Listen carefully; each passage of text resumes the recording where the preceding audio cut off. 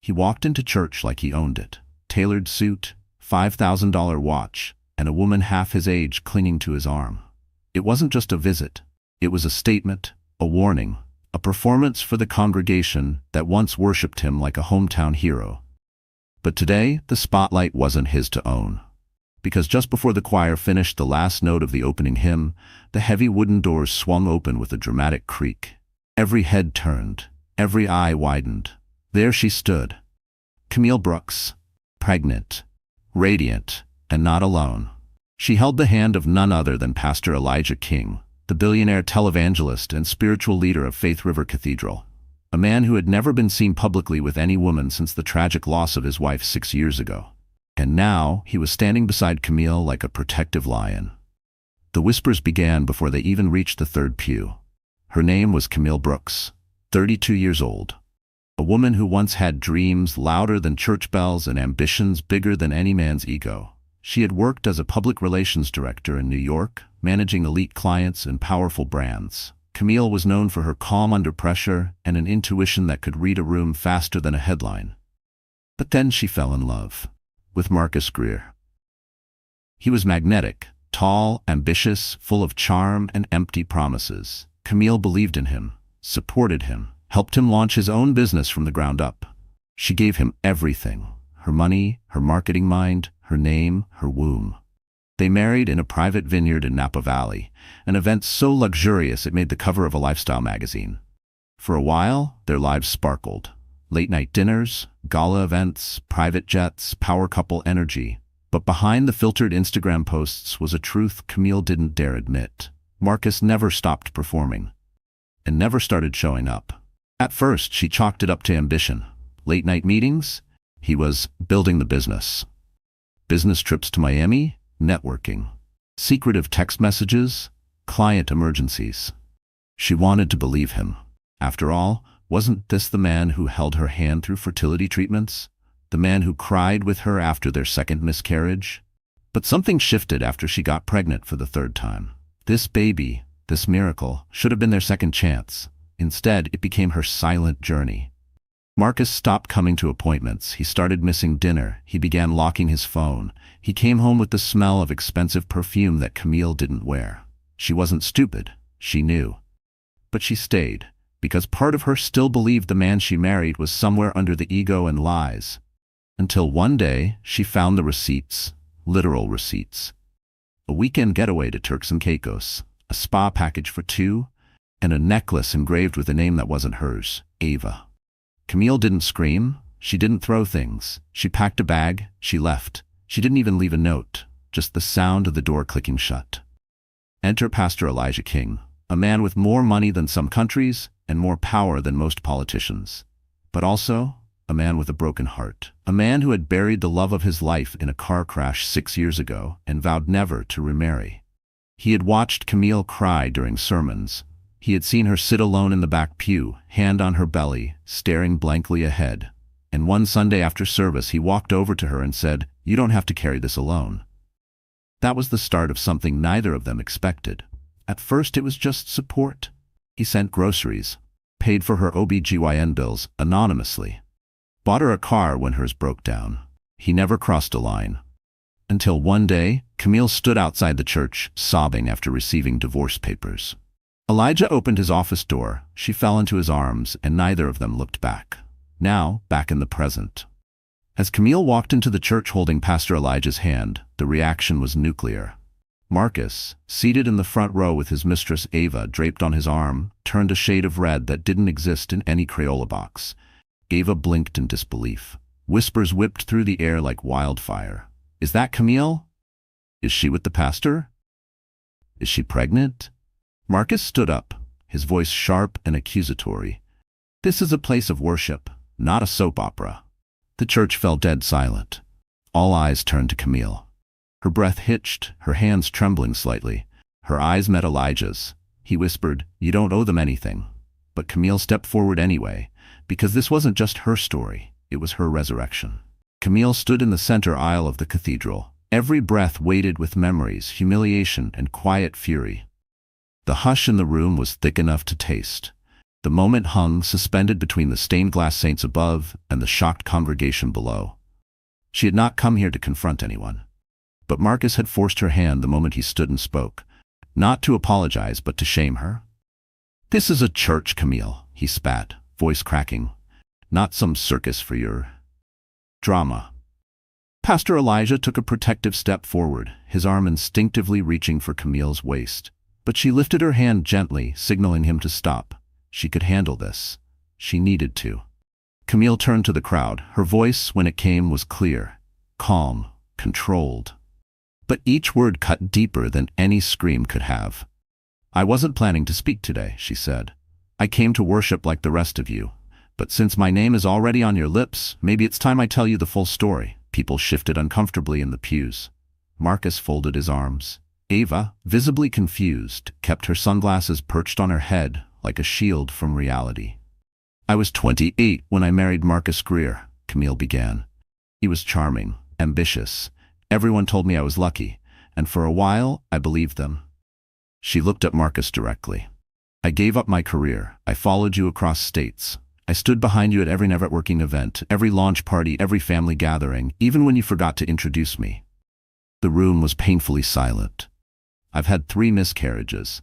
Most of you know about the last one. We asked for your prayers, remember?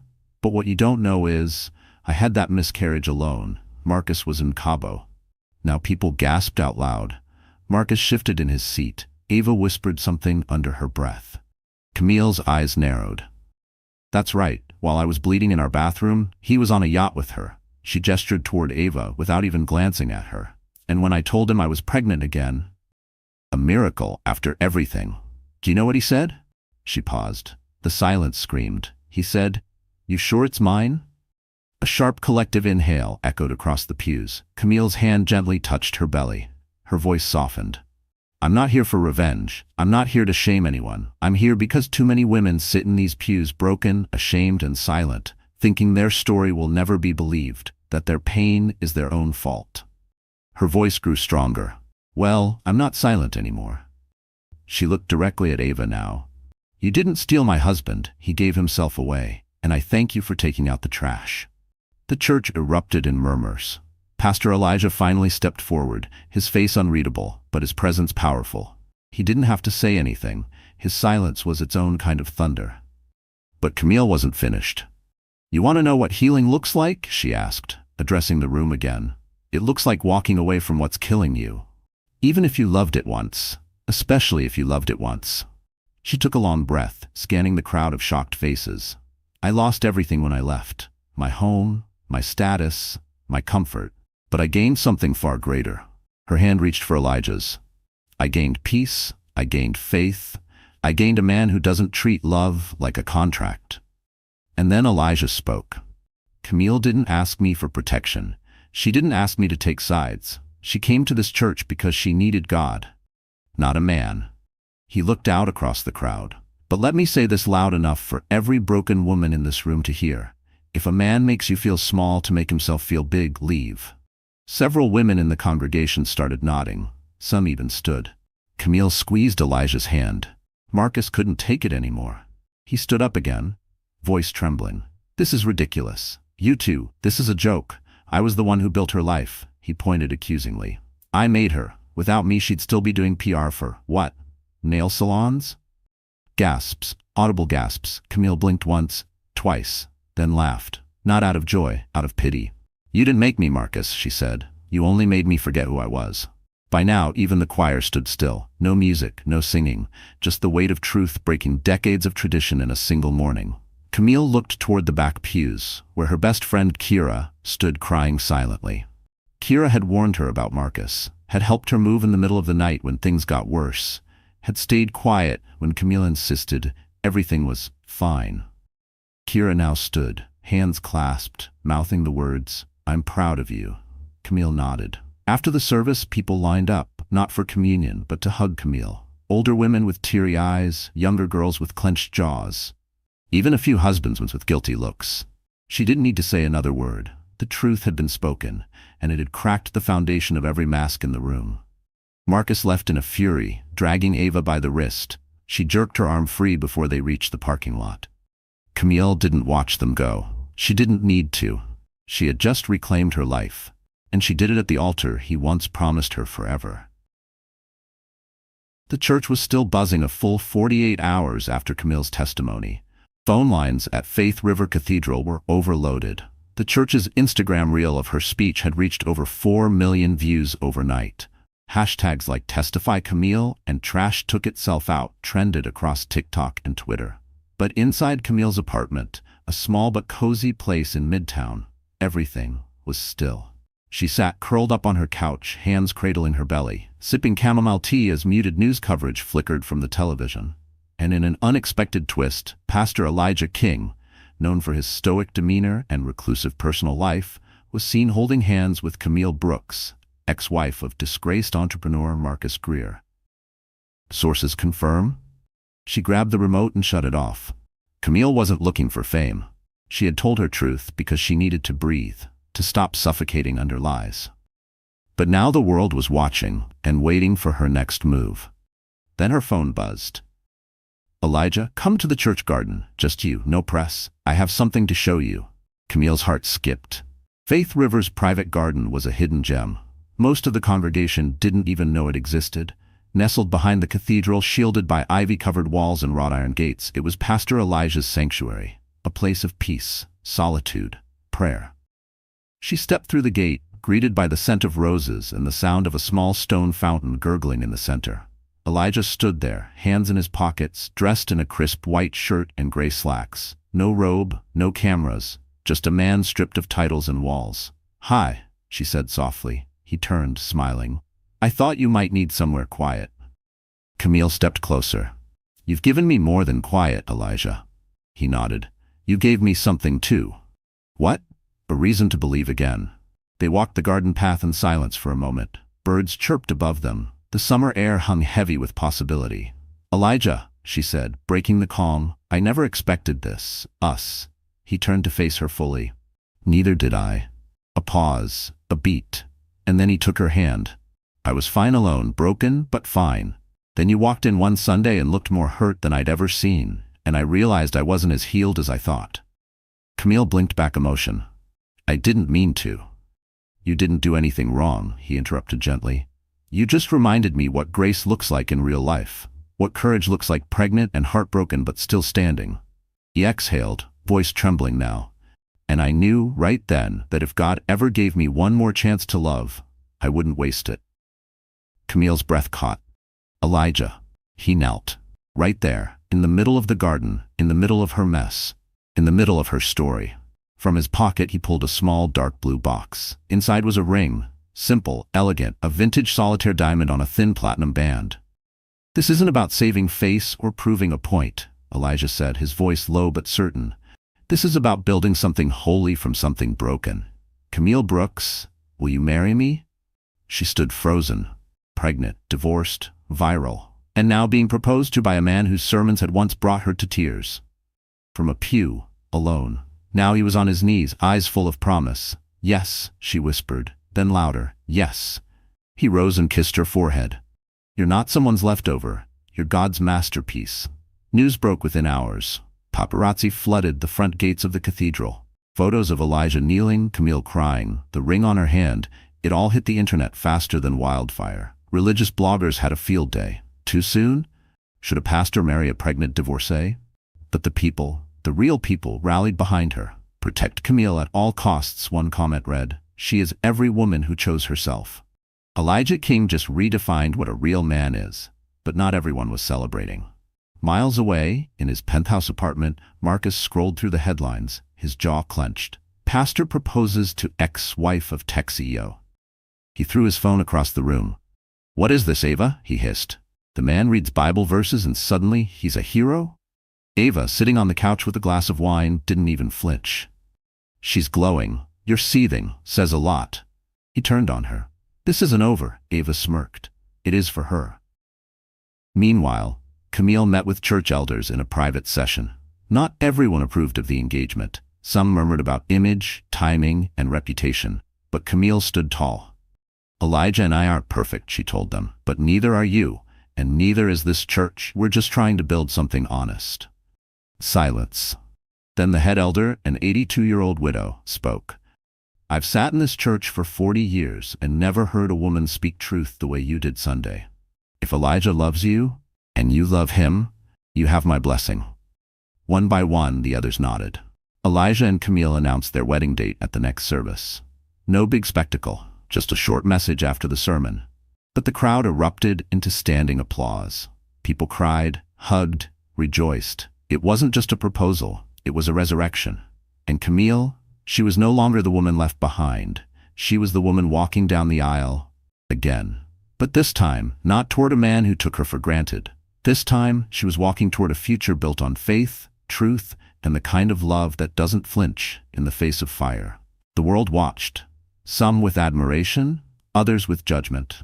But Camille Brooks didn't care anymore, because today, she wasn't just a woman who had survived betrayal. Today, she was a bride. Again. But this time, everything was different. There was no vineyard in Napa, no over-budget wedding planner, no groom more obsessed with camera angles than vows. This ceremony was held under the open sky in the church's secret garden, where Elijah had first proposed. A place where truth bloomed louder than flowers, where scars were sacred, and where love this time was real. The guest list was intentionally small, no press, no influencers, just faith, family, and a few friends who had earned their seats. Kira, Camille's best friend, served as maid of honor, wearing a silk emerald dress that matched Camille's original pregnancy announcement gown. Pastor Elijah's best man was his brother, David, a soft-spoken civil rights attorney who flew in from Atlanta. And Camille?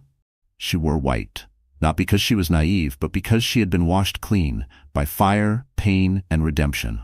Her dress was simple, off-the-shoulder satin with a cascading veil and custom embroidery that read, "Worth the wait," along the hem. As the soft piano began to play, the crowd stood. Elijah stood beneath a hand-built wooden arch draped in ivy, his eyes never leaving the aisle. And then she appeared.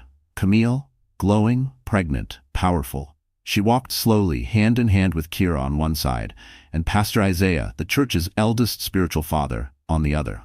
Not her biological father, but the one who showed up when hers disappeared.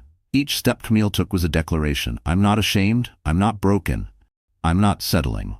And when she reached the altar, Elijah took her hand, kissed her fingers, and whispered, I've waited for this moment since the garden. The vows weren't rehearsed. They were raw, unpolished, perfect. Elijah began. I didn't fall in love with perfection. I fell in love with strength, with the way you cried, but still showed up, with the way you held yourself together when the world tried to split you apart. He looked at her belly. And I vow to love not just you, but the life growing inside you, as if they were my own. Because love isn't defined by DNA, it's defined by choice. Camille wiped a tear, then spoke. I vowed once before to someone who broke every promise. Today I vow again, but not out of desperation, out of clarity. She turned slightly to the crowd. To every woman who's ever been told she's too much, too loud, too complicated, too pregnant, this vow is for you. Then she looked back at Elijah. I vow to choose you, in public and private, in silence and chaos, in fear and in faith. When they kissed, it wasn't just romance, it was resurrection. The garden exploded in cheers. Even the doves in the nearby trees seemed to coo in celebration. Kira sobbed uncontrollably. David clapped Elijah on the back. And Camille? She exhaled. Finally, a chapter closed, and a new one began. But not everyone was celebrating. Across town, Marcus sat alone in a dimly lit bar, nursing a glass of bourbon and scrolling through wedding photos that had already leaked online. He zoomed in on Camille's smile. It was real. He hadn't seen her smile like that in years. Maybe ever. And beside her, Elijah looked like the kind of man Marcus had always pretended to be. He slammed his phone down. This isn't over, he muttered. The wedding reception was intimate, held inside the church fellowship hall, transformed with fairy lights, gospel jazz, and long banquet tables covered in soul food. No champagne toasts, just sparkling cider and stories. Camille's former boss stood up. I used to tell Camille she needed to learn how to be less emotional in boardrooms, she said. Turns out, her emotions were her greatest strength. The room laughed. Elijah's mother stood. I told my son not to rush into anything, but then I met Camille, and I realized God doesn't need permission to do miracles. The room erupted in cheers. At the end of the night, Elijah stood and tapped his glass. Before we go, he said, Camille and I want to make one more announcement. People leaned in. We're starting a foundation for women who've survived emotional abuse and betrayal, women rebuilding from scratch. We're calling it, he looked at Camille. She smiled. Second firsts. Applause. Tears. One woman whispered, that's what she gave me, a second first chance. As the newlyweds slipped out through the back door, hand in hand, someone snapped one final photo. No red carpet, no headlines, just two souls who had walked through fire and emerged whole. That photo would go viral by morning. Captioned simply, the wedding that silenced every doubt. The day after Camille and Elijah's wedding, Ava Monroe woke up alone in a luxury condo overlooking the city. Marcus hadn't come home. Not that she was surprised. He had spent the past week drinking, pacing, brooding, and breaking things. His ex-wife had just become an icon, and Marcus, he was now the punchline to her redemption arc. Online, Ava had become nothing more than a side character, the mistress with no storyline, as one viral meme put it. And it was eating her alive. Ava had never expected to fall in love with a married man. But when Marcus first approached her at the rooftop bar 2 years ago, she wasn't thinking long-term. He had that dangerous charm, the kind that made women forget better judgment. He bought her champagne, whispered promises, and filled her world with designer bags and candlelit hotel suites. She was 24, impressed, and hungry, not for love, but for validation. She didn't come from much, 2 jobs, a shared apartment, and a closet full of dreams. Marcus had seemed like the shortcut to everything she ever wanted. But she hadn't counted on Camille, the woman he never stopped talking about, even while in bed with Ava. She's so controlling, Marcus would say. Cold, boring, nothing like you. Ava believed him. Until she saw Camille walk into that church.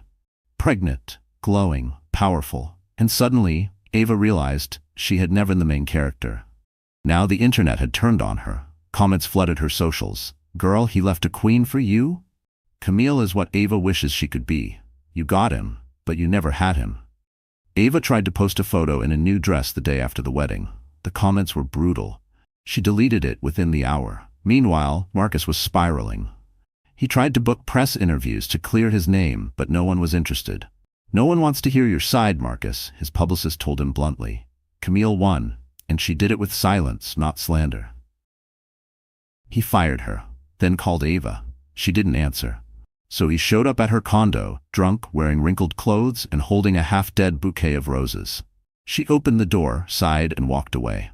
Come in, I guess. He stumbled inside, sat on the couch, and groaned. She's not better than you, he muttered. She's just louder. Ava turned to him slowly.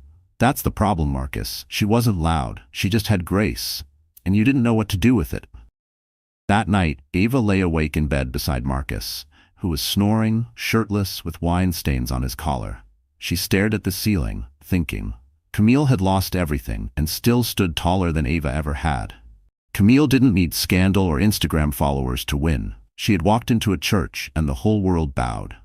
And Ava? Ava had spent 2 years playing the cool girl, the younger upgrade, the I'm not like his wife fantasy.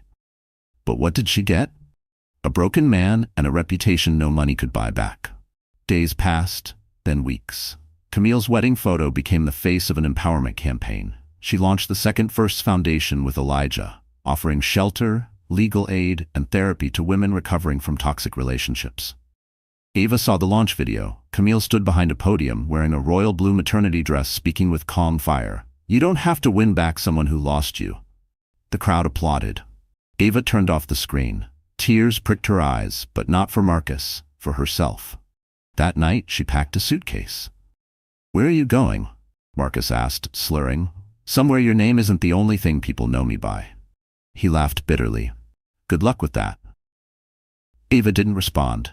She just closed the door behind her, and this time, she didn't look back. 1 month later, Ava posted a new video. No filters, no sponsored ads, just her. I used to think being chosen by a man meant I was special, she said into the camera. But being picked doesn't mean you're loved. It just means he was bored. Pause. I'm not her. I'm not Camille. I don't have her story, but I do have something now that I didn't before. She inhaled deeply. Self-respect. The video hit 1 million views in 48 hours, and for the first time, the comments weren't mocking. They were clapping. Ava moved out of the city, got a job managing events at a women's shelter. She never saw Marcus again. But one afternoon she got a letter. No return address. Just a simple card that read, "Redemption looks good on you. See." Ava smiled, not because she was forgiven, but because Camille didn't have to say more. Grace didn't gloat. It just moved on. Marcus Greer once had everything. A luxury penthouse with a skyline view, a booming business, a beautiful, intelligent wife, a Rolex for every day of the week, and the admiration of every man who envied his confidence. Now, he had silence. No phone calls, no clients, no Ava, no Camille, just echoes bouncing off the empty walls of his overpriced apartment. The silence wasn't peaceful, it was punishment. And Marcus, he was unraveling. It started with missed meetings. Then came the headlines. Greer Digital losing clients after CEO scandal. Within weeks, investors pulled out, campaigns collapsed, employees resigned. His once loyal assistant filed a lawsuit for hostile work environment. The press began connecting his behavior to Camille's viral testimony. Marcus tried to spin the story, but his charm had expired. No one was buying it. Not anymore. One night, Marcus wandered into a bar he used to own equity in, only to find that it had been rebranded. The new owner didn't recognize him. "You Marcus Greer?" the bartender asked casually. Marcus nodded, hopeful. The bartender snorted. "Damn, thought you'd be taller or less pathetic." Marcus left in silence. At home, he stared at the wedding photo of him and Camille. They were on a beach in Tulum, fake laughing for the camera. He remembered that trip. He had already started cheating. He didn't even feel guilty. Back then, he thought power meant options, that love was a resource you could replace like a hire. He didn't understand Camille's tears, her silences, her pleading eyes. He had thought she was weak. Now the world knew she was strong, and he was the fool who let her go. One evening, in a drunken haze, Marcus recorded a video. He sat in a dim room, tie loose, whiskey in hand. "Let me tell y'all something," he slurred. "I built that woman. Camille, I made her relevant." He laughed bitterly. "All these women out here clapping for her like she Moses parting the Red Sea. Y'all don't even know the half of it." He hit post. By morning, the video had 2 million views, and 99% of the comments were brutal. "Delete this before your future employer sees it. Camille built herself. You just stood in the way. Every time this man speaks, God adds another diamond to her crown." Marcus deleted the video. But the internet never forgets. One afternoon, he received a letter. It had no return address. Inside was a single sentence typed on thick cardstock. "The downfall of a narcissist is believing the audience will stay after the mask slips." He crushed the card in his hand, veins bulging. But the words wouldn't leave him. With no allies left, Marcus tried to rebuild his business under a new name. He pitched to angel investors, applied for tech incubators, but Google wasn't kind. Every search of his name brought up Camille, her foundation, her TED Talk, her book deal. Second Firsts, How I Rebuilt from Rock Bottom, Pregnant and Proud. #1 bestseller. Bookstores sold out. TV hosts cried during interviews.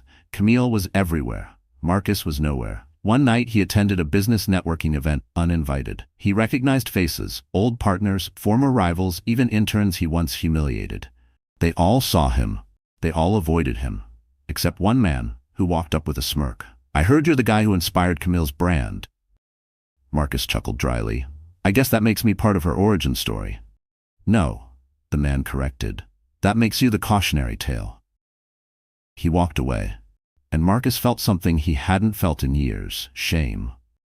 In a desperate final attempt, Marcus emailed Camille. The message was short. "Camille, I know I don't deserve anything, but if you could ever find it in your heart to forgive me, I just want to apologize for everything." No response. He checked every hour. Nothing. He tried calling, blocked. He sent flowers to her office, returned. It was over. Not just the marriage, the relevance, the identity, the illusion, all of it gone. Eventually, Marcus sold the penthouse, moved into a studio apartment, got a job consulting for a startup run by a 25-year-old he once dismissed as too green. He stopped wearing suits, stopped speaking in boardroom slogans, and for the first time in his life, he sat alone on a Friday night, not plotting revenge or seeking validation. Just thinking. About Camille. About how power without purpose rots, and how grace once lost is never owed again. It was July 4th. The skies above the city shimmered with explosions of color, and the streets were alive with celebration. barbecues, music, laughter echoing into the night. But for Camille Brooks King, the real fireworks weren't in the sky. They were in her body. She clutched Elijah's hand tightly as another contraction tore through her breath coming in shallow, gasping waves. "It's time," she whispered, her eyes wide. Elijah didn't hesitate. They had a plan. They had a bag packed, but no plan could prepare them for the moment their world would change forever. Camille was rushed into Faith Medical Center just after 10 p.m., fireworks still exploding over the skyline behind them. Nurses swarmed her with calm urgency, checking vitals, prepping her for delivery. Elijah stayed by her side, never once flinching. He had preached hundreds of sermons, officiated dozens of weddings, buried friends, counseled broken souls, but none of that prepared him for the terrifying beauty of watching the woman he loved prepare to bring new life into the world. Hours passed. Camille groaned through another contraction, sweat beading on her forehead, hair clinging to her temples. "This baby's got your dramatic timing," she gasped, trying to joke through the pain. "Born on Independence Day? Really?" Elijah chuckled, brushing her cheek. "Of course, just like their mama, always making an entrance." Then, in a moment of stillness between contractions, Camille's expression changed. Her eyes filled with tears, not of pain but of awe. "Elijah, yes? I never thought I'd get here." He leaned close. "You're here, you're safe, and you're stronger than you know." By dawn, the pain crescendoed. Screams echoed through the delivery room. The nurses shouted instructions, the doctor gave encouragement. And at 6:41 a.m., as the sun crept over the horizon, Camille let out one final cry, and then suddenly, silence. Followed by the shrill, perfect sound of a newborn's first breath. Elijah's knees buckled as he saw their child, tiny, pink, perfect, lifted into the air. "It's a girl," the nurse announced with a smile. Camille burst into tears. Not because she was weak, because for the first time she wasn't broken. They named her Ariel Grace King. Ariel, meaning Lioness of God. Grace, for the strength that had carried her mother through betrayal, heartbreak, and healing. And King, for the father who chose love not by biology, but by faith. The media caught wind of the birth almost instantly. Photos leaked. Camille in a hospital bed, Ariel in her arms, Elijah beside them with tears streaming down his face. Headlines blared. From heartbreak to holy, Camille Brooks gives birth to baby girl with Pastor Elijah King. Redemption delivered. The viral wedding couple welcomes daughter on Independence Day. Social media exploded. Ariel Grace is the luckiest baby in the world. Camille really said, "Let me rewrite the narrative with my uterus." Born on July 4th, she came to liberate her whole lineage. But Camille stayed offline. She didn't need validation. She had Ariel, and that was enough. In the quiet of their hospital suite, Elijah held Ariel against his chest, her tiny breaths tickling his collarbone. "She's so small," he whispered. Camille smiled from her bed. "But her purpose is massive." He looked over at her, like her mother. Back home, the church prepared a celebration. They filled the cathedral with white lilies and pink roses. A special Thanksgiving service was announced, dedicated to new life, new beginnings, and women who rise. Camille stepped into the sanctuary 1 week later, baby in arms, husband beside her, and the entire room stood, not in applause, in reverence. She wasn't just Camille anymore, she was a symbol, a mother, a wife, a survivor, a warrior in white. At the service, Elijah stood before the congregation and cradled Ariel as he spoke. This child was not born from convenience or calculation. She was born from restoration. He looked down at his daughter. She will never have to earn love, never have to wonder if she's enough, because she will be raised in truth. Camille stood and took the mic. Her voice was soft but sure. For every woman watching this, online, in the pews, or hiding in her own pain, I want you to know, you can start over. You can walk away, and you can still receive joy. Not as a reward, but as your right. That clip would go viral again. Another 3 million views, another trending hashtag. But again, Camille didn't care. Her eyes stayed on Ariel, on the future, on what healing looked like when it had a heartbeat. And on the night they brought Ariel home, as fireworks lit the sky once more from a neighborhood block party, Camille whispered into her daughter's ear, "You weren't just born on Independence Day. You are my independence." 6 months after giving birth to Ariel, Camille Brooks King stood in front of a full-length mirror, smoothing the edges of her white pantsuit. It was sharp, tailored, Flawless. Not the flowy maternity dresses, not the oversized hoodies of postpartum. This outfit wasn't for comfort, it was for conquest. Tonight wasn't just a return, it was a reintroduction. Camille had been invited to headline the annual Women of Power Summit in Atlanta, a sold-out conference with thousands of ambitious women from across the country. Business leaders, entrepreneurs, public figures. The Camille of 2 years ago would have walked in as a PR consultant. But this Camille? She walked in as the brand. Her TED Talk had amassed 18 million views. Her book, Second Firsts, hit the New York Times bestseller list and stayed there for 9 weeks. Her foundation had already served over 1,200 women. But Camille wasn't coming to boast. She came to ignite. Backstage, the host whispered to her, "They've been talking about your speech for weeks. There's a standing ovation waiting for you." Camille just smiled. She no longer lived for applause. She lived for purpose. And tonight, her purpose was clear. As the lights dimmed and her name echoed across the auditorium, Camille walked onto the stage to thunderous clapping. She stood at the center in that white suit, heels clicking, hair pinned in a sleek bun, face glowing with minimal makeup. A picture of poise and power. She held the mic, took a deep breath, and began. "I used to think strength looked like silence," she said, "like swallowing pain and smiling through betrayal." She paused. "A lot of you in this room know exactly what that feels like." Nods rippled through the crowd. "Well, I'm here to tell you, strength is not silence. Strength is speaking, leaving, starting again, even if your voice shakes." Applause. "But I didn't just start over, I transformed."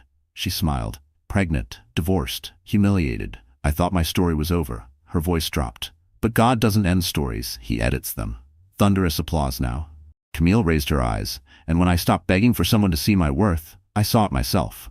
She told the story of her marriage, her public shaming, her walk into the church, her first tear on Elijah's shoulder, her baby, her second first chance.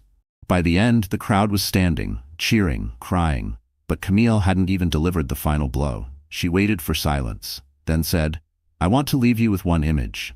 Imagine a woman, pregnant, alone, bankrupt in spirit. Now imagine her rising, not with revenge, but with peace, with power, with purpose." Her voice cracked just slightly. "I was that woman." She looked into the crowd, eyes fierce, "And now I'm the one holding the mic." The arena erupted. That night, clips of her speech went viral again. But one video stood out, captured by an audience member with the caption, "When she said, 'I'm the one holding the mic,' I felt that in my soul." The audio was turned into a TikTok sound. Thousands of women used it over videos of leaving toxic relationships, opening businesses, embracing single motherhood. Camille didn't just go viral. She became a movement. Back home, Elijah held Ariel while watching the live stream replay. He laughed softly as Ariel babbled at the screen, pointing at her mother. "That's right, baby," he whispered. "That's your mama." He kissed her forehead. "You come from royalty." The next morning, Camille received a call from one of the most prestigious universities in the country. They wanted her to teach a guest seminar, Narrative Power, Turning Pain into Public Purpose. Camille accepted, not because of prestige, but because she remembered what it felt like to sit in silence, unsure if anyone would ever listen. Now the world was listening. But the real full-circle moment came at a gala 3 months later. It was a high-profile tech event honoring Black innovators and entrepreneurs. Camille was being honored for her foundation's impact in digital storytelling. And who else happened to be there? Marcus, wearing a borrowed suit, working freelance PR for one of the sponsors. When he saw Camille walk in, Ariel on her hip, Elijah by her side, cameras flashing, he froze. She looked untouchable, unbothered, unapologetically divine. He tried to look away, but their eyes locked for a brief second. She didn't sneer, didn't gloat, she just smiled. Then turned her head back to Elijah and kept walking. A blogger captured the moment, posted the photo online. Captioned, "Nothing louder than a woman who doesn't flinch in front of the man who tried to destroy her." The internet agreed.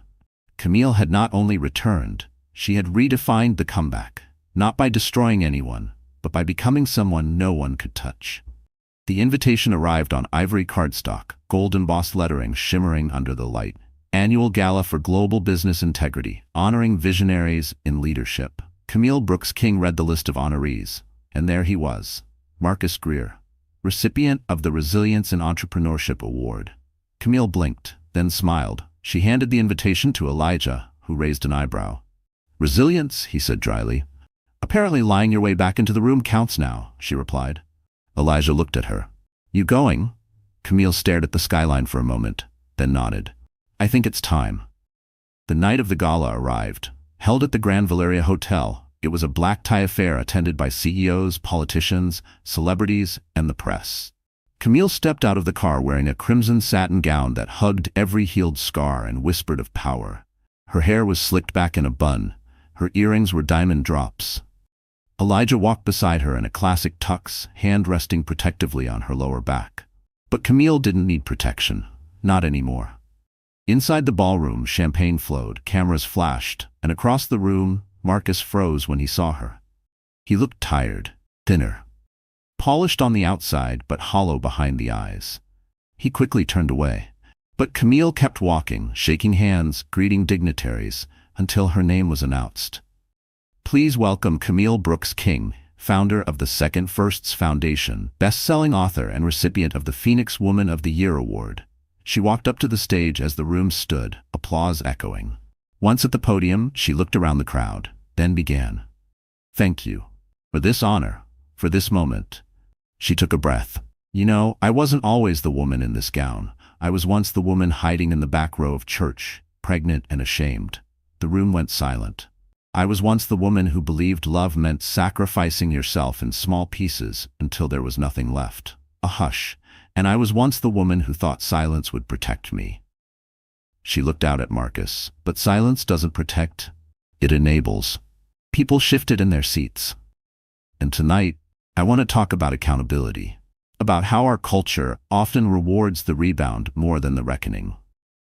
She gestured to the honoree board behind her. I see we're honoring resilience in entrepreneurship. But I wonder, does resilience mean surviving your own scandal or silencing those who survived you? A ripple ran through the room. Elijah watched from the table, lips pressed together. I built my life from scratch, while carrying a child, a broken heart, and the world's judgment. No press team, no spin. Her voice sharpened. So let me be clear. Real resilience isn't charm. It's integrity. It's what you do when no one is watching and who you protect when everyone is. The room erupted in applause. Even some of the board members clapped. But Camille wasn't done.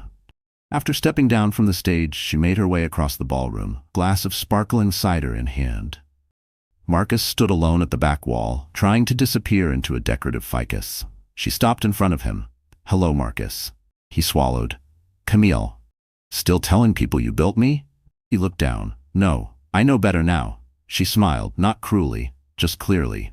I hope so, because I didn't just survive you, Marcus. I surpassed you. She leaned in, and the world noticed.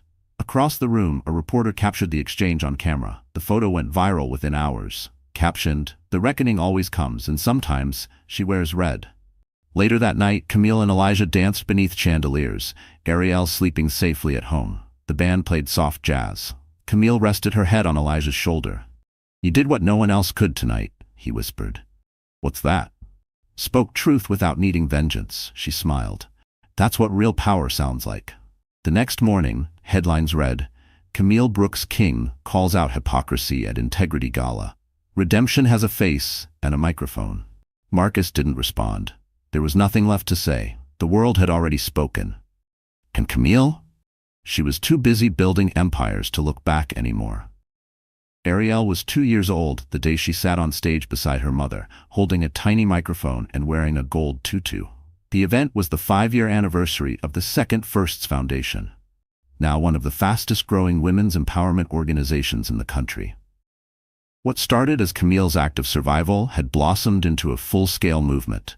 Shelters in 3 states, therapy scholarships, a mentorship program for teen girls, and now a new initiative, the Ariel Fund, dedicated to providing legal defense for mothers in toxic custody battles.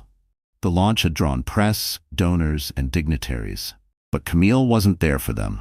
She was there for every woman who once whispered, I don't know how to leave. Camille took the mic. Her voice was steadier than ever, low, powerful, motherly. When I walked away from everything I once prayed for, I didn't know what would be waiting on the other side. She looked down at Ariel, who smiled up at her. But I found peace and purpose and proof that sometimes losing something is the only way to gain yourself. Applause filled the room.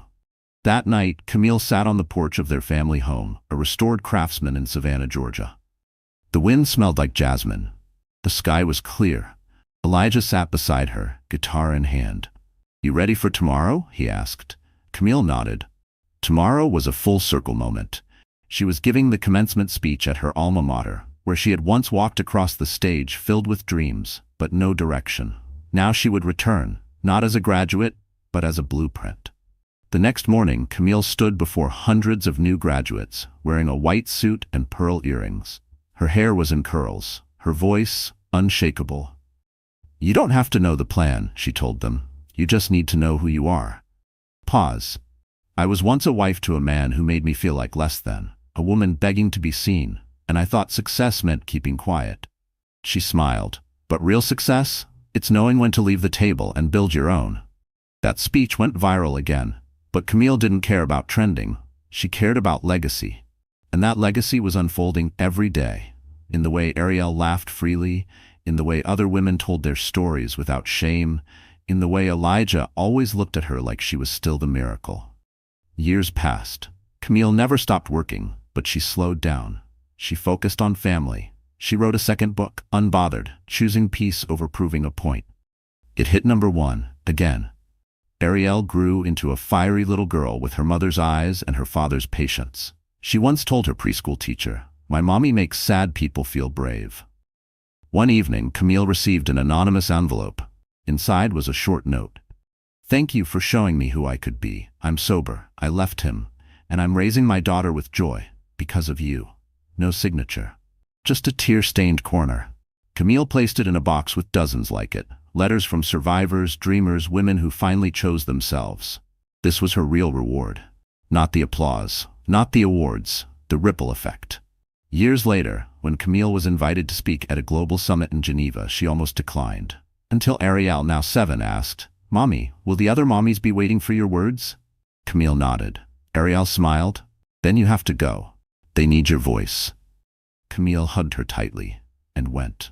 At that summit, Camille stood before world leaders and activists and said, "We often ask women to carry shame for things they didn't break. I say, let's give them microphones instead." And the world listened. Again. In her final public interview at age 52, Camille was asked, "If you could say one thing to the version of you sitting alone at that gala, pregnant, humiliated, what would it be?" Camille smiled. "I'd say, you're not just going to survive this, you're going to change the world because of it." Camille Brooks King never needed revenge. She built a legacy louder than any scandal. She proved that grace is louder than gossip, and that the most powerful thing a woman can do is rise anyway. So, the story has come to an end. And dear friends, our incredible community, are you still here right now reading this?